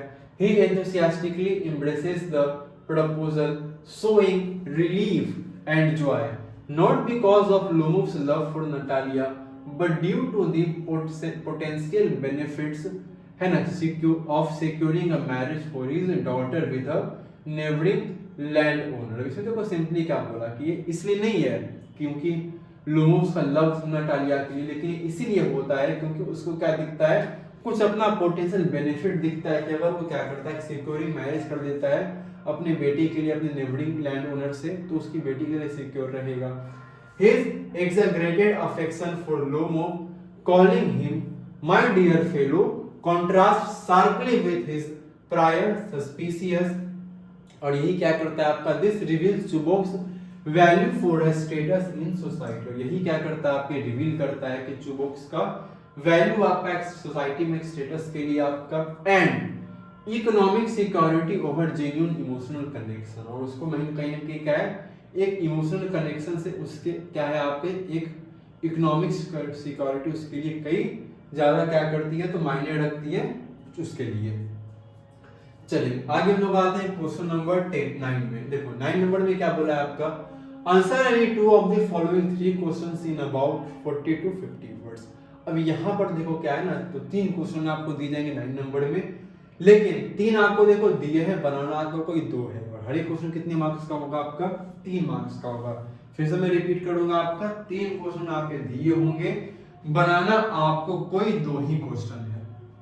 देखो पहला क्वेश्चन बोला है आपका इसके अंदर, how does the necklace illustrate the significance of honesty as the key element for leading a happy and stress free life. काफी अच्छी देखो स्टोरी थी आपकी नेकलेस, अगर आपने पढ़ी है तो बहुत ही इंटरेस्टिंग और बहुत ही वैल्यू वाली स्टोरी, मतलब बहुत कुछ सिखाती है आपको, है ना। नेकलेस की स्टोरी है, ये अपने आप में आपको क्या करती है, तो बहुत सारी चीजें क्या करती है, आपको सिखाती है ना। देखो पहले इसी से क्वेश्चन बेस पे क्या बोला आपका, देखो जो नेकलेस है ना, इलस्ट्रेट करता है किसी चीज को आपका, तो ऑनेस्टी के सिग्निफिकेंस के बारे में बताता है, और की एलिमेंट हमें बताता है कि किस तरह से मैं अपने happy and stress free life को हमें क्या करना चाहिए, लीड करना चाहिए, कैसे बताता है, इसी को समझेंगे आपका। देखो पहला बोला है पॉइंट आपका, मैटिल्डा's decision to replace the necklace without telling her friend the truth leads to a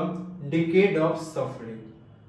How dishonesty can result in unforeseen consequences that affects one's well-being. अब देखा आपने ना कि जो मैटिल्डा का जो डिसीजन होता है कि क्या करेगी, जो निकलेस है उसको रिप्लेस करेगी अपनी फ्रेंड को ना बिना बताए हुए। ये बहुत इफेक्ट करता है, मतलब इससे आप देखें ना पूरे एक आने वाले डेकेड तक क्या करती है मटिल्डा सफर करती है। और जबकि अब अपने बाद में अपने दोस्त से मिलती है उसको पता चलता है कि भैया जो मैंने तुम्हें नेकलेस दिया था वो नकली था, असली नहीं था। और मटिल्डा ने क्या किया, असली नेकलेस खरीद के क्या देता वो अपने फ्रेंड को दे दिया, उसको लगा भाई असली वाला चोरी हो गया है।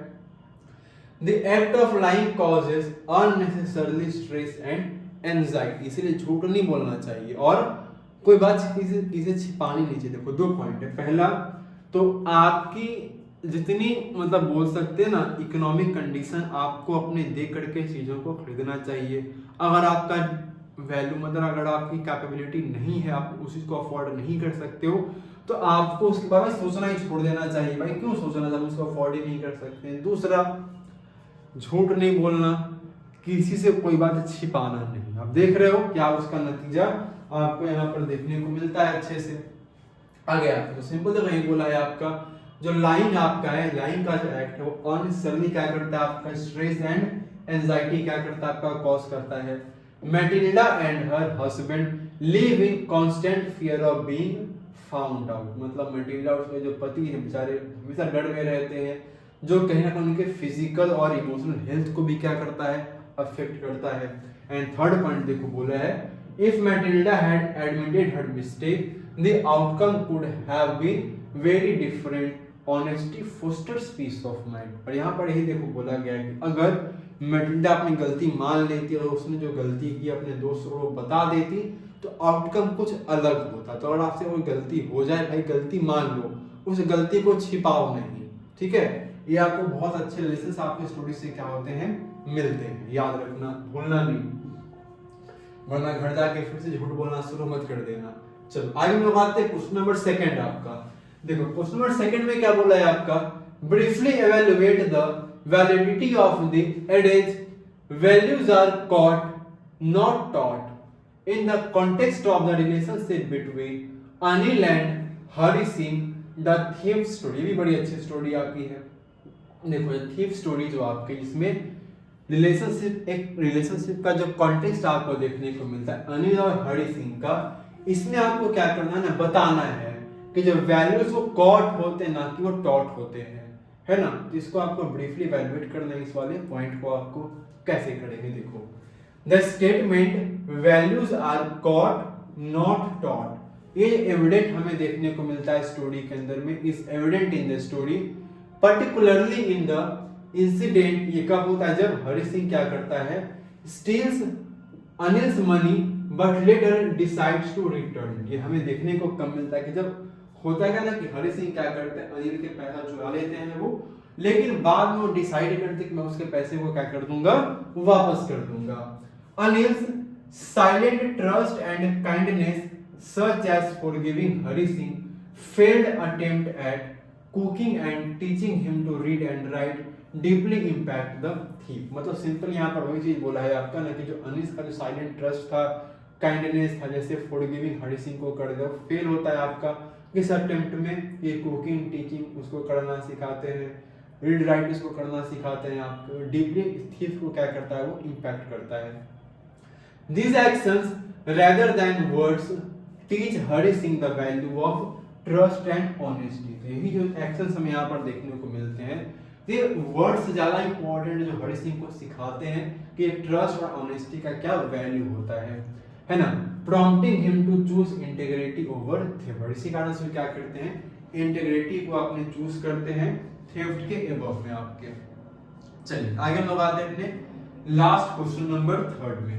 देखो क्वेश्चन नंबर 3 बोला है आपका, Griffiths experiences moments of comfort and normalcy while being invisible. How do these fleeting moments impact his sense of identity and his actions throughout footprints without feet? ये काफी अच्छी स्टोरी है और आपकी किताब का नेम भी आपका ये है ना।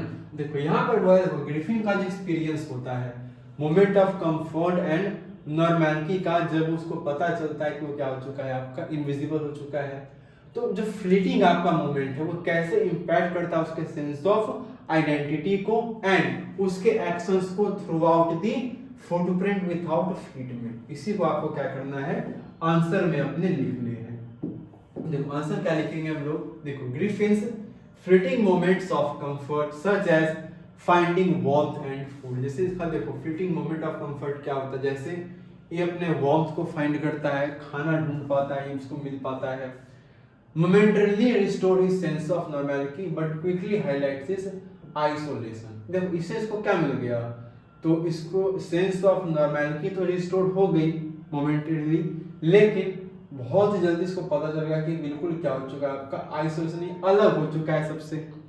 This experiences deepen his frustration, और ये जो एक्सपीरियंस होता है इसके फ्रस्ट्रेशन को काफी डीपन करता है and longing for connection influencing his actions, his desperation for survival leads him to steal। और इसका जो desperation आपका सर्वाइवल के लिए इसको लीड करता है, किसी चीज करने के लिए, चोरी करने के लिए, अपने आप को डिस्गाइज करता है and ultimately restore to violence, और ये वायलेंस में रिस्टोर हो जाता है आपका, revealing the emotional toll and the erosion of his identity as he becomes increasingly detached from society. और कहीं ना कहीं धीरे धीरे क्या होता है आपका, तो सोसाइटी से पूरी तरीके से अलग हो जाता है, डिटैच हो जाता है आपका।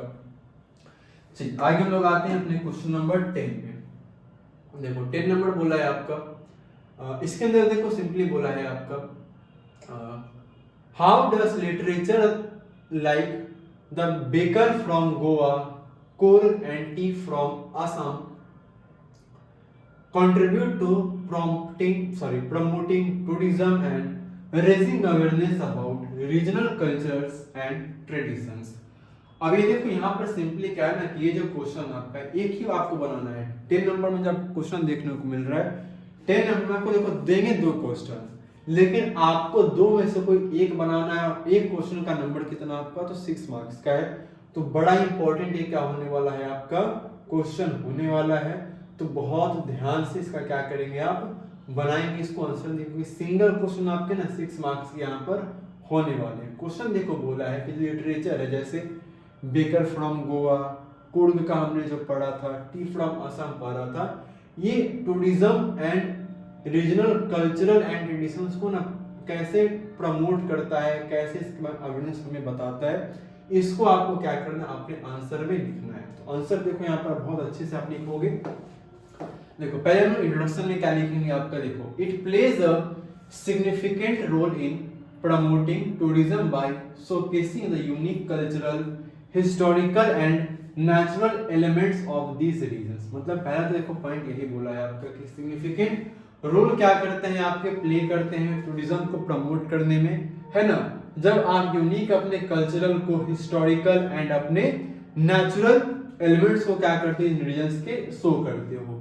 Each narrative vividly describes local tradition, चाहे बात करोगे बेकर फ्रॉम गोवा के बारे में, कुर्ग के बारे में, टी फ्रॉम असम के बारे में, जितने भी आपके नैरेटिव हमें यहाँ पर देखने को मिलते हैं, हर एक नैरेटिव क्या करता है अपने, तो अपने लोकल ट्रेडिशंस को क्या करते हैं, डिस्क्राइब करते हैं, वहाँ के अपने लैंडस्केप को क्या करें, डिस्क्राइब कर रहे हैं, वहाँ का लाइफस्टाइल है, स्पार्किंग इंटरेस्ट है डेस्टिनेशंस में अमंग रीडर्स के बीच में, उनको क्या कर रहा है आपका वो डिस्क्राइब करता है।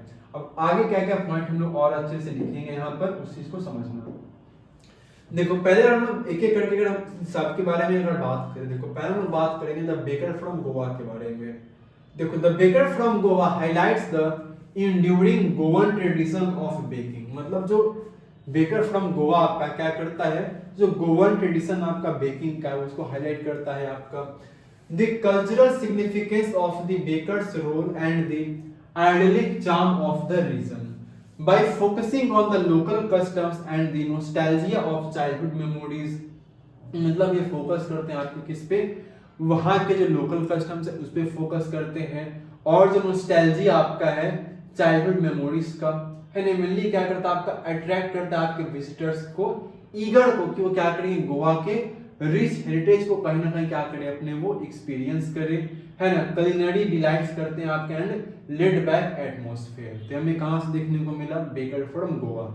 आगे जब बात करेंगे ना कुर्ग के बारे में, तो आपको यहाँ पर क्या पता चलता है, देखो कुर्ग के बारे में सिंपल मेंशन आपका है, Coorg introduces readers to the region's beautiful landscape, rich history and distinct culture. मतलब ये कुर्ग के बारे में जब आप पढ़ोगे तो आपको हमें क्या पता चला, सर यहाँ पर हमें ना ब्यूटीफुल, इस रीजन का जो ब्यूटीफुल लैंडस्केप है उसके बारे में जानकारी मिली, इसकी रिच हिस्ट्री हमें उसके बारे में जानकारी मिली, जो डिस्टिंक्ट अलग अलग कल्चर यहाँ पर अलग अलग तरह के हमें देखने को मिलते हैं, इसके बारे में हमें क्या हो पाया सर, तो पता हो पाया। इसके अलावा it entices tourist by describing the Coorgi people's marital traditions, hospitality and connection to nature. And last हम बात करेंगे आपके, है ना, टी फ्रॉम असम के बारे में। So tea from Assam presents Assam as a tea haven. देखो टी फ्रॉम जो असम आपका है, असम को कैसे प्रेजेंट करता है आपका, कि असम ना चाय के लिए बिल्कुल एक हेवन है, स्वर्ग आपका है। टॉकिंग अबाउट टी गार्डन्स, वहां पर उसके टी गार्डन्स के बारे में क्या किया जाता है आपका, बात किया जाता है, पिक्चराइज किया जाता है आपका वहां के लैंडस्केप को एंड कल्चरल सिग्निफिकेंस को बताया जाता है आपका। The story highlights the importance of tea in Assam's history. और यहाँ पर साथ ही क्या कर रहे हैं, स्टोरी क्या करते हैं आपके, तो असम के अंदर में आपको ना टी हिस्ट्री का कितना इंपॉर्टेंस है उसके बारे में क्या करते हैं आपके बताते हैं, उसको हाईलाइट करते हैं।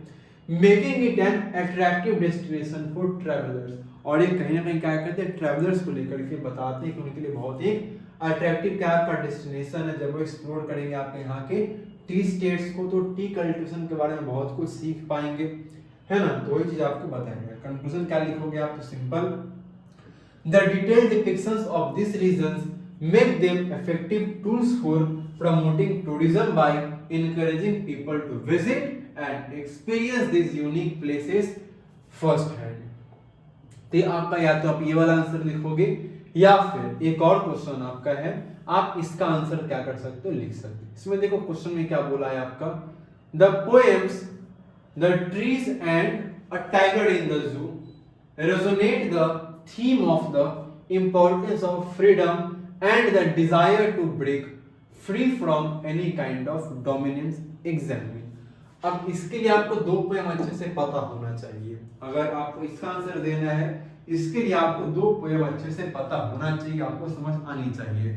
जैसे देखो पहला पोएम आपका बोला है ट्री के बारे में और दूसरा आपका पोएम है अ टाइगर इन द जू। इन दोनों पोएम का पहले हमने क्या देखा, जब हम इन दोनों पोएम को हमने पढ़ा तो हमें पता चला इन दोनों पोएम का थीम क्या है आपका, तो बताता है कि फ्रीडम का क्या इंपॉर्टेंस है और हमारी जो डिजायर होती है कि हमें किसी तरह से जो डोमिनेंस है हम उससे फ्री हो सके, इसको क्या करता है, बताता है। इसी चीज को आपको क्या करना है, यहाँ पर एक्सप्लेन करना, आपको एग्जामिन करना है और ध्यान आपको ये देना है कि आप जब इस चीज को बताओगे, लिखोगे आंसर में, तो इन दोनों पोएम के कॉन्टेक्स्ट में ही लिखोगे, अलग से कुछ मत लिख दोगे, ठीक है। देखो क्या लिख सकते हैं यहाँ पर, चलो लिखते हैं हम लोग। देखो बोला है आपका The trees are metamorphically trapped within the house। मतलब सिंपली ट्री क्या होते हैं आपके ना, मेटामॉर्फिकली हम उनको घर में ट्रैप करके रखते हैं आपके, with their roots disengaging from the cracks in the veranda। Their movement towards the forest represent a yearning for freedom and a return to their natural state।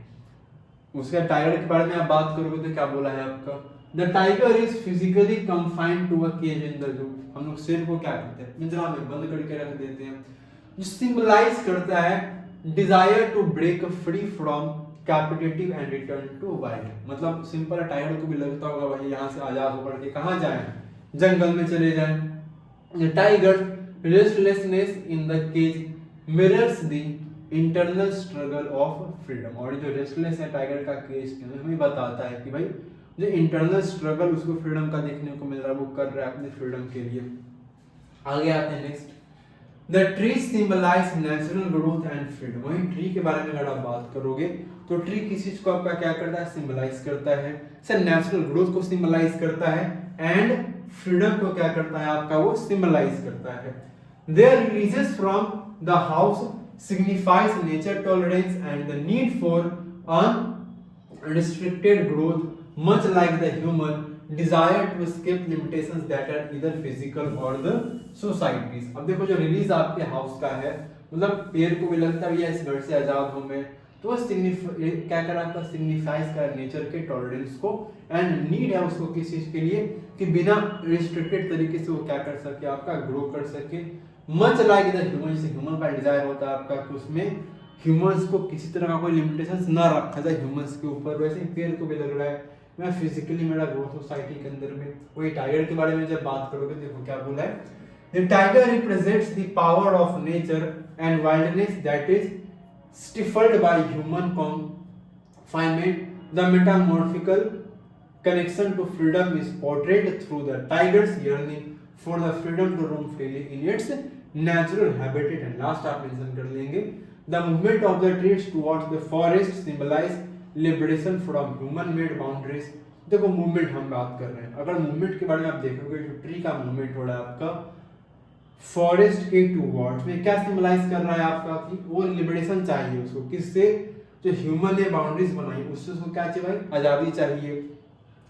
Stressing how freedom brings renewal and natural growth, और बता दें कि अगर कैसे अगर मुझे freedom मिल जाए तो फ्रीडम से मुझे क्या मिल पाएगा, मैं अपने आप को रिन्यू कर पाऊंगा और दोबारा मैं नेचुरली ग्रोथ कर पाऊंगा। ये पेड़ के लिए, जू के लिए हम लोग बात करें, टाइगर के लिए क्या है, The zoo represents operation, मतलब कहीं ना कहीं अगर हमने शेर को क्या रखा है सर, पिंजरे में बंद करके रखा है, इसका मतलब हम लोग क्या कर रहे हैं, पेड़ को दबा रहे हैं, मतलब अत्याचार कर रहे हैं कहीं ना कहीं उस पर हम लोग। जो टाइगर का भी डिजायर है तो भी क्या हो सके भाई, फ्रीडम उसको मिल सके, इस कैसे उसे आजादी मिल सके। तो ये जो कॉन्ट्रास्ट हमें देखने को मिला किसके बीच में, फ्रीडम ऑफ वाइल्ड का और लिमिटेशंस ऑफ कैपेटिविटी का, ये स्टार्क और शोकेसिंग कर रहा है टाइगर के स्ट्रगल को कि टाइगर किस तरीके से क्या कर रहा है, हमारा स्ट्रगल कर रहा है। चलो एंड ये लास्ट हमारा क्वेश्चन है, question number 11, end of course ये भी आपका क्वेश्चन क्या है आपका, तो दो क्वेश्चन यहाँ पर आपको दिया है, लेकिन दोनों में से आपको क्या करना है, कोई एक बनाना है। और ये क्वेश्चन में क्या होने वाला है आपका, तो एक क्वेश्चन आपका ये 6 मार्क्स का होने वाला है। देखो पहला बोला है आपका ए नंबर के अंदर में, how does the author use the narrative technique of misdirection in the midnight visitor to enhance the suspense and the story's unexpected endings. काफी अच्छा क्वेश्चन आपका है। देखो बोला ये जा रहा है आपको ना कि देखो जो ऑथर है वो नैरेटिव टेक्निक जो किसका का मिसडायरेक्शन का है, इसको कैसे इस नैरेटिव को यूज कर रही है, किसके अंदर में, द मिडनाइट विजिटर स्टोरी के अंदर में, जहां पर हमें देखने को मिलता है कि एनहांस किया जाएगा आपका किसी चीज को, सस्पेंस का, स्टोरी का अनएक्सपेक्टेड एंडिंग को। इसको आप थोड़ा समझेंगे, आपके वर्ड्स देखो लिमिट बताए भी गए हैं, बिटवीन 100 to 120 वर्ड्स में क्या करना है आपको, इसका आंसर यहाँ पर लिखना है। चलो क्या लिखेंगे हम लोग आंसर, देखो पहला तो हम लोग लिख लेते हैं, The author uses the narrative techniques of misdirection masterfully in the Midnight Visitor to enhance suspense and deliver a unexpected ending। मतलब देखो पहला तो पॉइंट आपको यही समझना है कि देखो जो आपका ना ऑथर ने क्या किया है, जो नैरेटिव टेक्निक का यूज किया आपका मिसडायरेक्शन को मास्टरफुली तरीके से किया है किसके अंदर में, आपके मिडनाइट विजिटर के अंदर में, ताकि वो क्या कर सके, अपने इनहेंस कर सके स्टोरी में सस्पेंस को और एक अनएक्सपेक्टेड एंडिंग दे सके। अभी कैसे किया गया इस चीज को समझेंगे। देखो पहला है, from the beginning the reader is led to believe in the existence of a balcony through Ausable's fabricated story. मतलब स्टार्टिंग ऑफ स्टोरी आपने पढ़ी तो आपको पता चल पाएगा कि बिगिनिंग से आपको जो रीडर होते हैं उनको पता, वो बिलीव करते हैं कि एक बालकनी का एग्जिस्टेंस है, जहां से क्या कर रहा है आपका ऑजबल एक फैब्रिकेटेड कर रहा है किसको, आपके कहानी को, by confidently describing how the balcony has been used for instruction in the past, है ना, सॉरी इंट्रूशन आपका है। तो एक कॉन्फिडेंटली बताया गया आपका कि कैसे डिस्क्राइब किया गया आपका बालकनी को, जो कि यूज किया गया आपका किसके लिए, आपका इंट्रूशन की तरह यूज किया गया आपके किसके अंदर, पास्ट में। ऑजबल क्रिएट्स अ बिलीवेबल सिनेरियो। ऑजबल क्या करता है तो बहुत एक बिलीवेबल सिनेरियो क्या करता है, वो क्रिएट करता है। This misdirection not only believes Max but also build tension as the reader anticipates how the balcony might play a role in the unfolding events। अब ये जो मिस डायरेक्शन आपका है, ये न सिर्फ क्या कर रहा है आपके डिसीव करता है किसको, आपके मैक्स को, बट ये एक टेंशन भी बिल्ड करता है रीडर को, जो कि वो एंटिसिपेट कर पाएंगे आपने कैसे बालकनी क्या करता है आपका एक बहुत ही इंपॉर्टेंट रोल प्ले कर सकता है आपका अनफोल्डिंग इवेंट्स के अंदर में। और जहां तक बात करेंगे सस्पेंस की, तो यहाँ पर समझना है the suspense peaks when max in a desperate attempt to avoid the police decides to escape through the balcony। और जब सस्पेंस की जहां तक हम लोग बात, सस्पेंस कब पीक करता है आपका, जब मैक्स क्या करता है डिस्परेट अटेम्प्ट करता है किसको, पुलिस से भागने के लिए, अवॉइड करने के लिए पुलिस को डिसाइड करता है कि कहां से एस्केप करेगा, तो बालकनी के थ्रू एस्केप करेगा, only to realise too late that it does not exist. उसको बहुत बाद में बात रियलाइज हुआ कि भाई बालकनी जैसा कोई भी चीज क्या कर रहा है यहाँ पर, तो बालकनी जैसा कोई भी चीज यहाँ पर आपका एग्जिस्ट नहीं करता है। This clever twist establishes expectations and highlights Ozibel's wit and resourcefulness। और ये जो क्लेवर ट्विस्ट हमें देखने को मिलता है, इट एस्टैब्लिश करता है आपके एक्सपेक्टेशंस को एंड ऑजिबल्स के विट्स के हाईलाइट को और उसके रिसोर्सफुलनेस को। The use of misdirection keeps the reader engaged and ensures a surprising and satisfying conclusion to the story। जो यूज किया गया आपका मिसडायरेक्शन का, ये रीडर को भी क्या करता है, स्टोरी में एंगेज करके रखता है, और तो और इंश्योर करता है सरप्राइजिंग एंड सेटिस्फाइंग स्टोरी के कंक्लूजन को। तो आप इसको लिख सकते हो, या फिर अगर आपको ये नहीं लिखना है तो आपका क्वेश्चन एक और यहाँ पर देखो दिया है, आप इस चीज को क्या करोगे, तो यहाँ पर क्या करेंगे, आप लिखेंगे। देखो यहाँ पर क्वेश्चन क्या है आपका, देखो यहाँ पर जो क्वेश्चन आपका है इसके अंदर बोला है आपका comment critically on the role of the surgery in the trump of surgery. अब आपने कहानी पढ़ी है ट्रम्प ऑफ सर्जरी, तो ट्रम्प ऑफ सर्जरी स्टोरी के अंदर में आपका सर्जरी का क्या रोल है इसको आपको बताना है, लेकिन कैसे बताना है, आपको क्रिटिकली बताना है। ठीक है, आपको क्रिटिकली सर कैसे बताएंगे समझ लेते हैं। देखो यहां पर देखो बोला है आपका, आंसर देखेंगे हम लोग। देखो the role of the surgery in the story is pivotal both as the place of physical recovery and as a catalyst for Trick's transformation. देखो जो रोल आपका ना सर्जरी का स्टोरी के अंदर में है, वो बहुत, अगर आप प्लेस ऑफ फिजिकल रिकवरी की बात करते हो या फिर आपका कैटलिस्ट बाद में ट्रिकिस के ट्रांसफॉर्मेशन के लिए।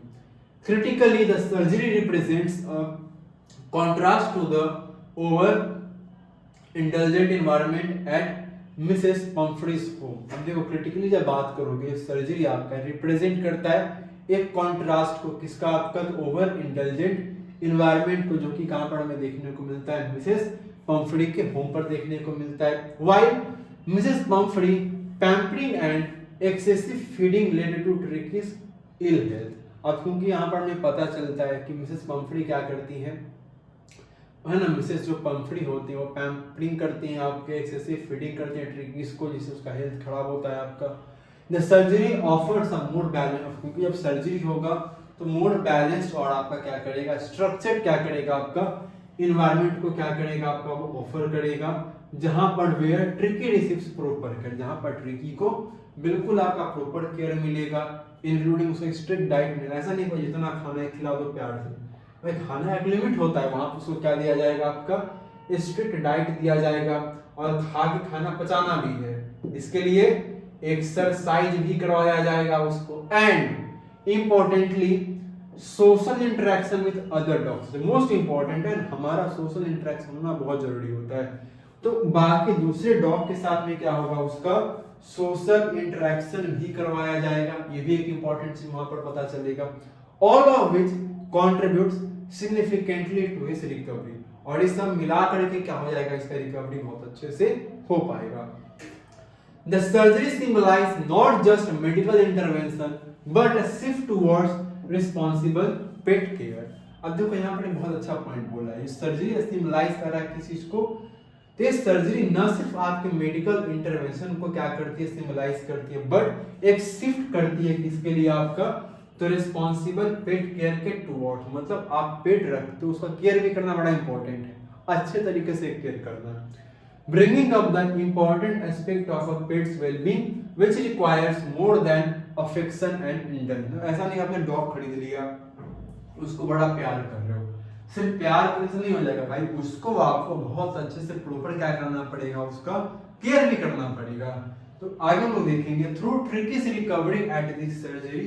जब ट्रिकी का सर्जरी हो रहा था आपका, जब उसका रिकवरी हो रहा था सर्जरी का, the writers critics over indulgence and highlights the importance of holistic responsible care for pets both physically and emotionally. तो चलो फिलहाल यहाँ पे हमारा जो सैंपल पेपर का डिस्कशन था, आपके जो सीबीएसई का ऑफिशियल सैंपल पेपर था, हमने इसको बहुत अच्छे से डिटेल में क्या किया, आपने अलग अलग वीडियोस के जरिए कवर किया है। आई होप आपको बहुत अच्छे से आइडिया लग पाएगा कैसे क्वेश्चन आपके पूछने हैं एंड क्वेश्चन को आपको किस तरीके से क्या करना है, डील करना है। ठीक है, तो आज हमारा जो सेशन इसको यहीं पर अपने एंड करते हैं। तब तक के लिए आप सभी को thank you and all the best for your exam.